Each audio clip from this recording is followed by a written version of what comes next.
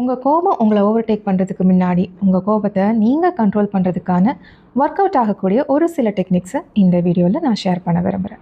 கோபத்தை தூண்டக்கூடிய ஒரு சூழல், ஒரு நபர், ஒரு வாக்குவாதம், இந்த இடங்களில் ரெண்டாவது நபரை சாராமல் இன்னொருத்தர்கிட்ட எதுவுமே எதிர்பார்க்காம நம்மக்கிட்ட இருக்கிற ஒரு விஷயத்தை வச்சு நம்ம இந்த சுச்சுவேஷன் ஹேண்டில் பண்ணோம்னா அதுக்கு தலையாய ரிசோர்ஸ் மூச்சு, டீப் ப்ரீதிங். எல்லாருக்கும் தெரிஞ்ச விஷயந்தான், பட் பெரும்பாலும் இது நம்ம பொருட்படுத்துறது கிடையாது.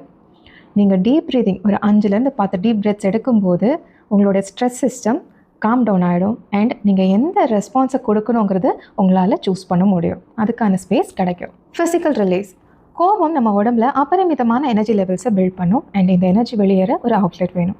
பட் நம்ம இதைத்தான் வெளியேற்றதான் நினச்சிக்கிட்டு நிறைய கத்திடுறோம், வார்த்தைகளை விட்டுடுறோம், சில விஷயங்களை நம்ம வாயாலேயே காம்ப்ளிகேட் பண்ணி விட்டுடுறோம்.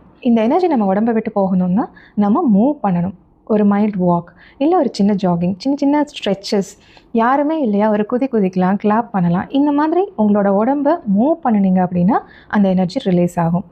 வார்த்தைகளால் கொட்ட முடியாத, ரிலீஸ் பண்ண முடியாத அந்த எனர்ஜியை உங்களோட மூமெண்ட்ஸ் ரிலீஸ் பண்ணிடும்.